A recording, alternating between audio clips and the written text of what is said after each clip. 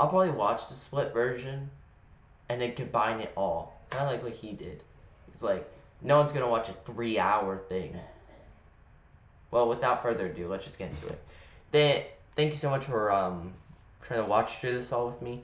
Let's split it. We're just going to get to here today, and then we'll watch the second part next time, and then I'll make a movie out of the whole thing. So let's just begin. This video is brought to you by my kind Patreon supporters and channel members.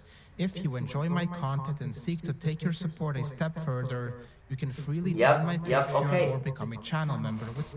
I'm now in it, so you gotta support me now.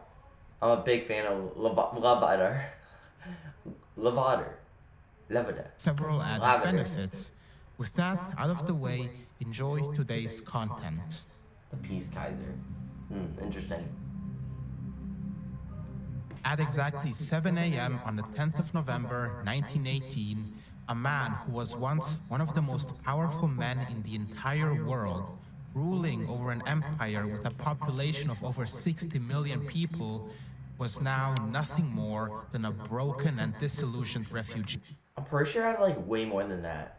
Over 60 million. I think I had like 70 million. Like that was a massive empire. And Wilhelm was somewhat innocent. He definitely did not help his circumstances, but at the same time I feel like they were just happening towards him. So like he was given the situation, he just didn't play his bad cards correctly. Just that. If he could have, I think he probably would have been able to make a better, treaty with Britain. Probably would have been better able to talk it out with Britain, but that would have to be making Germany submit more, and he was not really about that. He was very arrogant. He was very arrogant. He kind of felt the Germans were amazing, the great people, which, no doubt, but you got to be able to make good negotiations. Like, for one, I would have just been careful of building a navy. I wouldn't really go super into the navy anyway. I'd let, Britain be the naval power, and with my lack of colonies, I would just use much smaller amount of ships. But at the same time, I would put a larger investment of soldiers, of army, and maybe more into the air, because the air is going to destroy the navy a lot better. So that's what I would probably do. Britain would have been more chill. It would have been more, like, if I were the Kaiser. I know it's like, this seems super easy. It probably would have been harder if, like, I actually tried to go into it. He probably would have done better than me. But that's just my thoughts on it. Let's just continue on. He doesn't seem that bad of a dude as he's depicted. Seeking asylum in the Netherlands. For over 4 years, he had been vilified in Allied propaganda, being portrayed as a monster and... These are all so weird. So we got him kissing Satan. The world is mine. We don't think.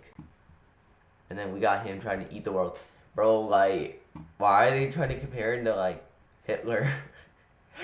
Just replace it with Hitler and you kind of understand. Also, like, they depict the Germans like that evil mustache man. I think that's where the joke came from, honestly. The whole, like, evil, greedy mustache. That came from German Western propaganda, probably.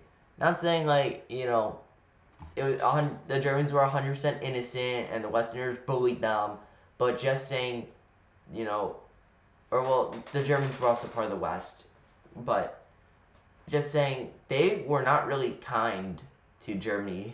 They were not really, like, the nicest. They both were awful. Warmonger who needed to be put down, and his legacy was shattered and dragged through the mud for years to come. Kaiser Wilhelm II is today one of the most controversial historical figures in the entire world.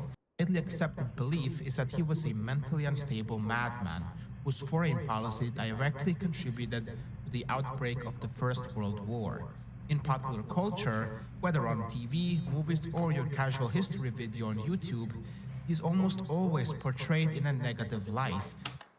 So, in my opinion, I wouldn't really say he's that controversial per se, but I would say, yeah, he's probably depicted as kind of like a wannabe Hitler. That's why I think a lot of people depict him as either that or just someone who's really incompetent. I don't think really people, like, the majority don't really see him as evil, just really idiotic. And then some, yeah, do view him as incredibly evil. In my opinion, I think he was just a mistaken person. I don't think he was some incompetent leader.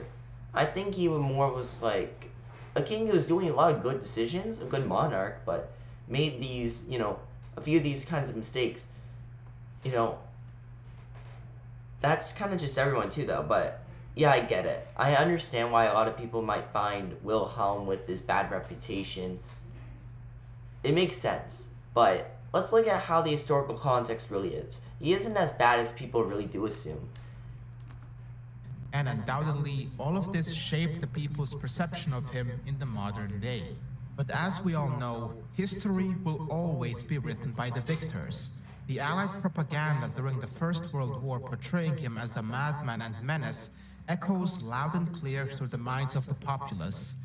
And I believe that it is about time that we challenged that narrative in support and defense of the Kaiser and his legacy, that he wasn't a mentally unstable tyrant, but rather a good man and ruler who wanted to preserve the peace in Europe. Last time I talked about Wilhelm was in my response video to Just the Facts about Wilhelm II being the worst Kaiser ever. And compared to my other videos, it did pretty well, and I've received a lot of positive feedback. But I didn't really feel like that video was enough, so I decided to create a new series, a 5-part series trying to rehabilitate Wilhelm and his legacy, officially starting off with part 1 today, which will focus on his first few years and acts as Kaiser of Germany. I realize that there will be people who will think that this is ludicrous, that Wilhelm deserves everything that happened to him, and that he was the cause for the First World War, but I would strongly recommend going into this series with an open mind, because this issue is not as black and white as it may seem. 100% agree. And a lot of people see the world's like black and white nowadays. You know, like obviously you got that thing with World War II where it basically was a good and bad, where Hitler literally murdering Jews. Like, it's kind of something you would write in some cartoon, right? Of what would be the most good and bad. And then, like, yeah, America did some mistakes, but at the same time, like, I think it was justified in most of the stuff they did. Like, the bombing, that was way more justified than, if they were to just invade Japan and have to, kill all the people there in order to actually win. They would have to, like, destroy Japan, like, everything there in order for an actual surrender. But instead, what they did? Just dropped 2 bombs and that was it. It was much, much better for peace and negotiations than just slowly killing it off. Like, and they have to worry about Russia. Russia might take in more land and probably made a communist Japanese kind of area too. Anyways, back to the point. So yeah, not everything's black and white, but at the same time, like, there's some situations where that can happen, but those are incredibly rare. World War I was not even close to black and white. Everyone did some bad, everyone did some good. This was everyone's fault on hand. The irresponsibility of the European countries. That's on them, It wasn't just one single person. None of them were evil. They were just making a lot of mistakes and they let a lot of corruption happen to them. They have to pay for their mistake, and that's what happened. They didn't really deserve all that death and blood, though. Like, the people, no, but the governments made so many mistakes. Yet, look at them, they're still so powerful. The governments are still super strong.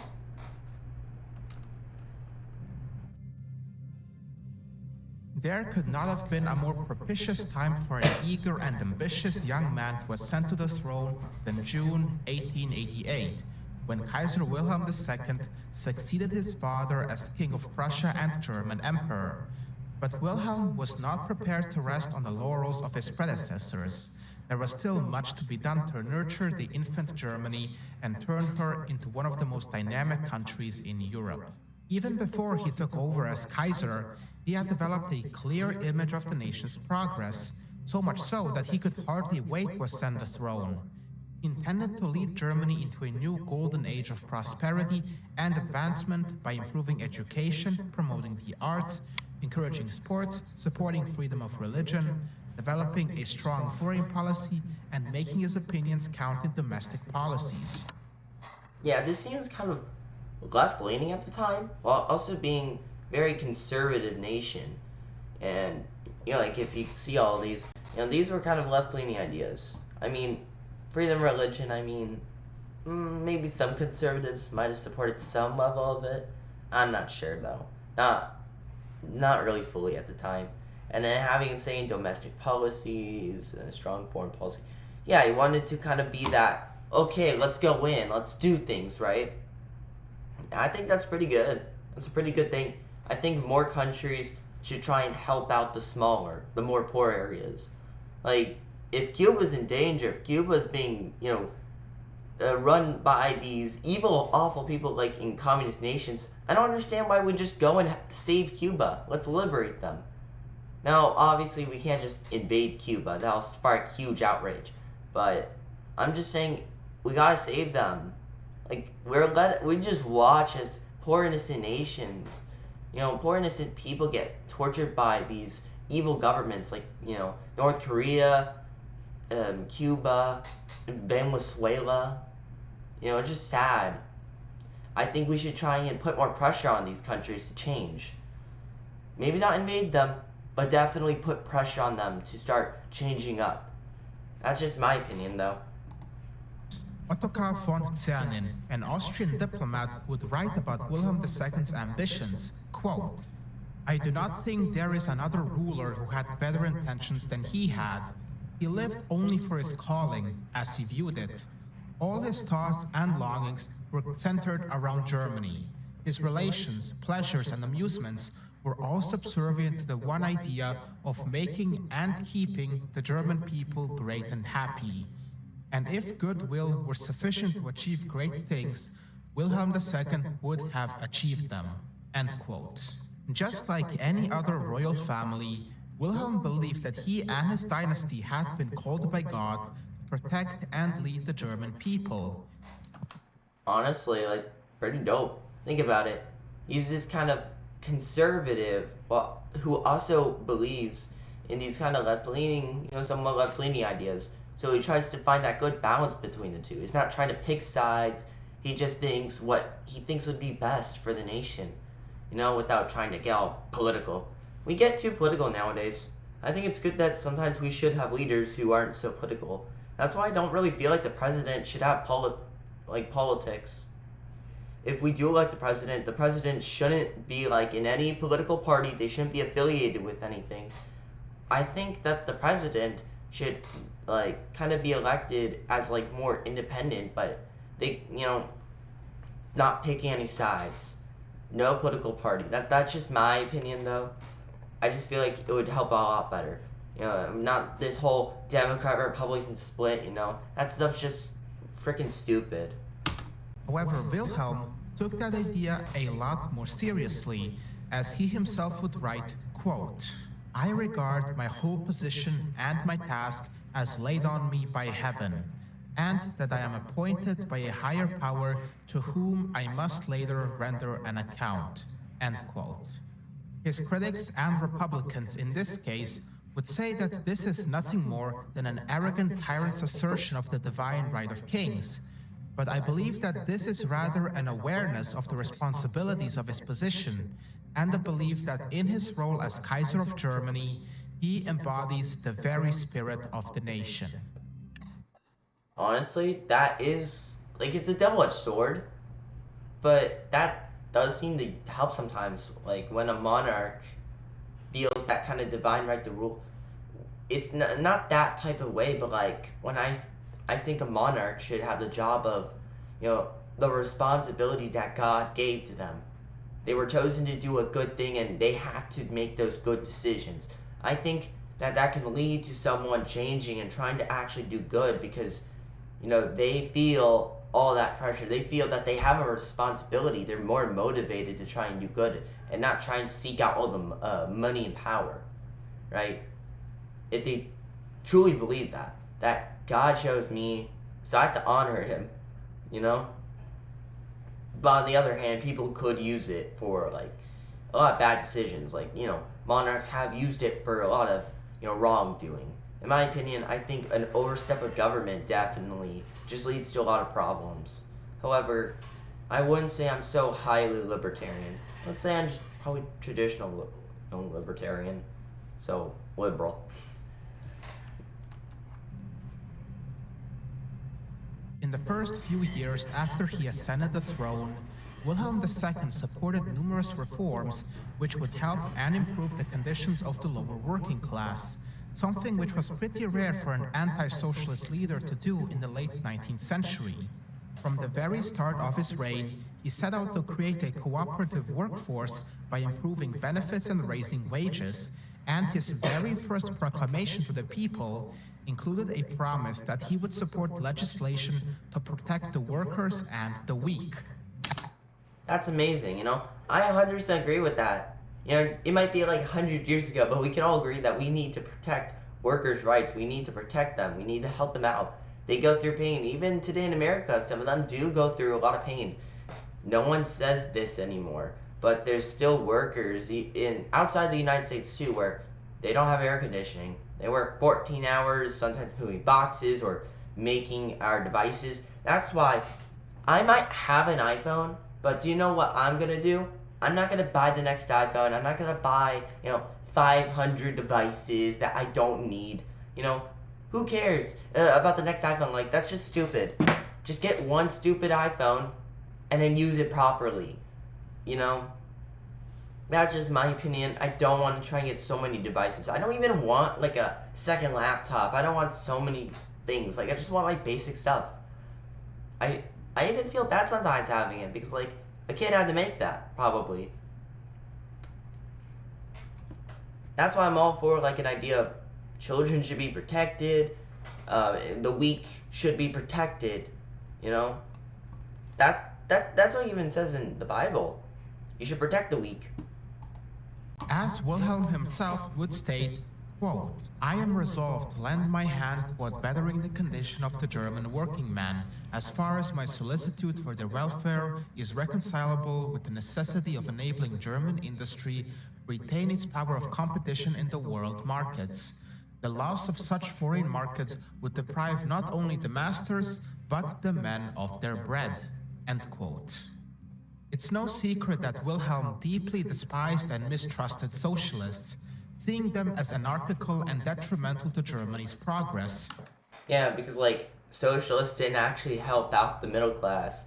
They were just giving an excuse to yell and scream and act like children. That's the stupid thing about socialism. And it's not even like left leaning in my opinion. I think like how it's used is definitely left leaning, but like the idea itself isn't even left leaning.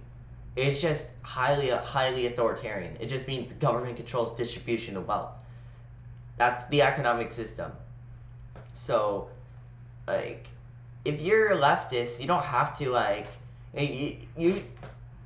It's not like it's a left-leaning ideal to be a socialist. But despite all of this, he continued to argue in favor of the workers, and under his rule, the humblest of laborers became the most secure and highest paid in the entirety of Europe. The Kaiser also saw and recognized the importance of the rural communities. In the past, life in rural Germany was extremely hard, with high rates of poverty, and the farmers, not being able to support themselves, started rapidly emigrating to the United States. So instead of just focusing on the industrializing cities, he started directing some of the investments towards the countryside and towards the farmers. Yo, let's go! I'm a rancher. I live on a ranch. Let's go! W. Wilhelm. Wilhelm believed that if the German countryside thrived, he could eventually make Germany more self-sufficient and revive the dwindling agricultural communities, since over half of Germany's food was imported. Even though he That is actually a pretty smart idea because, like, when you ignore one side of the balance, the delicate balance, you get all these ginormous cities that are extremely dependent. Then you gotta, like, get exports from other countries. You know, we should manufacture, be our own self sufficient nation. I don't care how much the cost will be. I think that we should probably make more things in the USA. We gotta build more factories. That's just my opinion. We should be the ones, you know, focusing on the manufacturing ourselves. We should be our own big boss. We shouldn't just get exports from Mexico or China. Like, it's just lazy, and these people, like, they have to go through a lot of pain from these governments. In my opinion, we should be building our factories, no matter the cost. If the debt raises, I would maybe reconsider if the debt goes too high. However, I do think that in the long run, if you do it slow and steady, not doing it instantly, the money will come in. It will be much better. Countries will start depending on you, and you can be the protector. That's why I think America should do this. Our destiny, I feel, is that we should protect weaker nations. We should protect others, and we should just kind of be the nation that wants to help out the world. You know, and in a good way. We shouldn't just go and intervene in wars and stuff. We shouldn't be fighting unless, you know, the enemy nation's trying to murder everybody or something. We should just intervene by maybe sometimes sending money, maybe just giving food to immigrants. I think we should just let immigrants in if they're able to do it legally. Remember, legally. That's kind of my rule of this all. It's very tough though, like, it's not just simple as just saying it. You kind of have to really go into that situation, you know? I feel like people forget that. You can't just be like, oh yeah, I want to end all R, you know, people commit the R word. How are you going to do that, you know? Oh, I think that, you know, the government should have all the power so they can stop world poverty. How are you going to make, you know, all the other states agree to having government have all the power, you know? Also, you know, how are you going to, you know, end world poverty? You don't have, like, what's that, like, you just don't have a plan. You're just saying it. Like, I'll sometimes say things without plan. Stupid on me. I gotta build more plans. I gotta build, like, what would actually work? He could not reach his goal of self-sufficiency. By 1914, only 25% of the food in Germany was imported from other countries, and his efforts have proven to be so successful that the number of emigrations to the United States rapidly declined during his reign. Being keen to find an alternative to socialism, he arranged an international conference about the working conditions to be held in Berlin.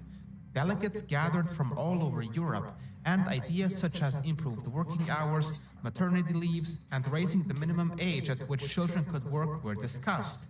Even though he was not entirely successful, the French delegation were... I don't want to get too political, but in my opinion, if you're like, if you're a child, at least up to maybe 16, 15 or 16, like, anything below that you shouldn't work. Like, that's just kind of like, your parents could probably control it. I don't think the government, you shouldn't work for any like big company or government official unless it's like family related, in my opinion. And you know, of course, family can abuse their children. If it gets to the point where children are being overused, then you know that's just child abuse from the family, and those people should be ashamed. were impressed by his sincere concern for the welfare of the workers, reporting, quote, Kaiser Wilhelm II has the will to do right and good. He works hard, and he understands exceedingly well conditions with which sovereigns as a rule do not trouble themselves, end quote.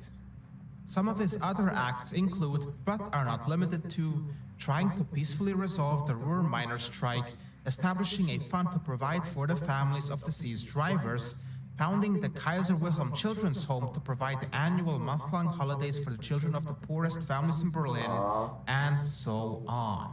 Bro. While domestic issues occupied much of Wilhelm's time, he was equally keen to involve himself in foreign policy, and from the start of his reign, he sought to impress the world with his overriding desire to maintain peace. 3 months after ascending the throne, he spoke of having we have a few minutes secured an left. agreement with England to combat the hunting and transportation of African slaves, and emphasized the need for good relations with his European neighbors. Quote, "It is incompatible with my Christian faith and with the duties which as emperor I have assumed towards the people, needlessly to bring upon Germany the sorrows of a war, even a victorious one. End quote. But it wasn't all easy for the new monarch. Ever since the beginning, he was criticized for being a warlord because of his love for the army. Wilhelm was deeply distressed and anxious to resolve such claims, as he would later on say that the army's sole purpose was the defense of the realm. Quote, in foreign policy, I am determined to keep peace with everyone so far as in me lies. My love for the German army and my position in it will never lead me into the temptation of robbing the country of the benefits of peace, unless some attack on the empire or her allies forces war upon us. Oh, you want a military to protect your people? How dare you? You must be a warlord. But like, bro, that makes no sense. What? But we need more police and military. They're great people. They do a great job. Don't get me wrong. There's a lot of corruption, but if you can structure it properly and allow a lot of good people in, like, that's a good thing. End quote. As soon as he finished his tour of the various German states in 1889, Wilhelm embarked on a large series of visits to various foreign courts to assure his European neighbors of his peaceful intentions. He raised a toast to the unchanging friendship while visiting the King and Queen of Italy. In St. Petersburg, he assured Tsar Alexander III that he hoped to continue the old friendship between their countries. In Stockholm, he spoke of the traditions binding the Swedish and German people together. In Denmark, he succeeded in winning over several members of the royal family. Despite the dispute over Schleswig-Holstein, he flattered the aged Emperor of Austria, Franz Joseph. He cultivated a friendship with the King of Romania, and the list goes on. So impressive were his messages of goodwill that they were reported all around the world. One article which appeared in the American New Review in 1889 compared him very favorably to his hero and ancestor, Frederick the Great. Quote, Yo, W. Frederick. in force of character and intellectual power, the present emperor surpasses any of his predecessors, certainly up to the time of the great Frederick. End quote. Even in France, despite the deep-rooted hostility towards Prussia, some journalists were impressed not only by his pacifist speeches, but also by his genuine interest in the welfare of the poor. In an attempt to warm up the relations with France, Wilhelm encouraged his mother to travel to Paris to invite French artists to exhibit at the forthcoming Berlin exhibition. But it came as a rude awakening when he heard that she was met with violent protests from the League of French Patriots and was all but been forced to flee the country. Bruh. Wilhelm's strategy to attempt to please and create friendly relations with all Europe. France. Like, bro, France is a pathetic nation. Come on, what did they do that was so major? They got Britain to help them, and then they asked, for help around everywhere. Russia, like, they kind of just jumped into it and then was like, Britain, I need help, And yeah, I get it, they're going through Belgium and all that, but it's like, France couldn't do it. France could not win the war on their own. That's how weak they were. They needed all the help. They needed Russia. They needed Britain. Hell, they even needed America to come in and save all of them. France wasn't a great, nation, in my opinion. Wasn't as great as people assume. In the Napoleonic era, definitely big W, but after that, they were like, huh? What? And then World War II, they get absolutely destroyed. Military, they're not that good. They get, blown to bits in military, bro. And then, what else? Economy. Bro, they won the war and they still had a lower economy than Germany.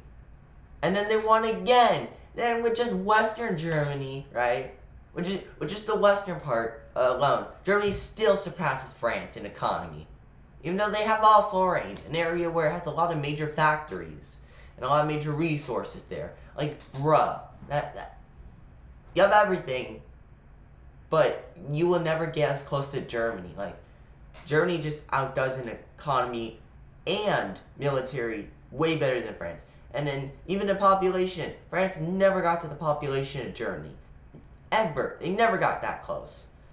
You know? And then Britain, yeah, Britain's way better than Germany in some sorts. You know, like, maybe not like economy today, but like back then they still had a pretty decent economy, you know, close to the Germans, and they had a bigger population. To be fair, they had colonies, but even when you just factor in the island alone, it's still pretty decent, you know, for like adjusting size and all that, and all that. Countries was very irritable to the Chancellor Otto von Bismarck, who was shocked by Wilhelm's naive belief that he could resolve years of conflict simply by speaking of peace, and advised him that it was impossible to satisfy everyone. And Bismarck was right in the end, since Wilhelm's visit to Russia did not go as smoothly. Bro, Bismarck's the smartest guy ever. Bro, he's like maybe the best out of this century, if I'm gonna be honest. If we're looking at his greatest time, around 1870 to like, you know, right before 1900, you know, discounting Napoleon, this guy dominated the 19th century. He was probably the best leader probably in the 19th century, in my opinion, other than Napoleon. So like right there, second place. Because like, can you name any other insanely great leader who just absolutely dominated in diplomacy, military, and even economy too? You can't. Only Napoleon. And then, you know, Otto von Bismarck right there. And then if he would have continued, you know, I think he probably could have surpassed, you know, Napoleon. Remember, Napoleon's still in an era where it's like conquering's really easy. You can't really just do that at his era that he enters. And yet he was still able to get some land, and he was still able to, you know, be peaceful and chill, right? He was still able to negotiate well. And he didn't even try to take so much land. He only took one little area, and then France had a big fit. As he planned, with Tsar Alexander III seeing him as a badly brought up boy. Nevertheless, it is very much fair to say that Wilhelm's attempt to warm up relations with everyone is certainly admirable. Instead of continuing expansion stirring up conflicts, Wilhelm decided that he could rule by the pen and not the sword, and even if at times it did not work out well, he was still going to try his best to keep the peace in Europe. As we have seen, reality is a lot more different than propaganda. In propaganda, Wilhelm II is the big... Oh, I just remembered. I'm sorry. Okay, so I forgot about America. Like 1860, you know, Lincoln. I'm not counting America, just to like I'm not counting America. That's another story. Lincoln probably does better than Napoleon in my opinion, but remember, I'm American. I'm just saying in Europe, not in the whole world of the 19th century. I just wanted to add that because I realized it might be a little confusing. Depicted as a warmonger and autocrat, but in reality, he started off his early years by advocating for workers' rights and attempted to uphold peace with all countries in Europe, even if that was a bold and impossible move. But I can assure you that the acts and decisions made by Wilhelm in this video are just a few of many. If I listed everything in a single video... Wait, are those females? Wilhelm was a feminist? No, I can't support that. I can't support that. Kaiser Wilhelm, he's the worst guy to ever exist. He's a feminist. I'm sorry, I make very bad humor. Video, but it would definitely be much longer, though. I wonder like how he got these clips though. Are these like real, or like are these like reenacted, or was the actual thing and they just recorded it? It's interesting to me. I believe I laid out his most important acts in the beginning. Things are looking up for Germany. A young and ambitious emperor assumed the throne and was on his way to make the German Empire into a great and powerful nation. Join me on the next part of the series, where I will be examining his relationship with the United Kingdom and the infamous German-British naval race. See you all then! Alright. So, we'll watch part 2 another day. What did I think of this video? It was amazing. I loved it. Again, Lavader, he's pretty dope. Subscribe to him. He's awesome. He makes great content. And yeah, we'll continue the next part maybe tomorrow or something. I'll try and do it. Oh wait, tomorrow I'm gonna be busy. I can try Tuesday. Yeah. Anyways, I'll see you guys later. Thank you so much for watching this video. It was an amazing one, and I think it really does expose how he actually was. He isn't as bad as people assume, and he actually was a guy who wanted a lot of peace. But again, like, it's just hard to really do that. He made his own mistakes. You know what I mean? Uh, I don't think he was the greatest leader, but I do think that, you know, he did pretty good. He was given bad cards and he played the best he could. So yeah, that's kind of the end. Thank you so much for watching, and goodbye.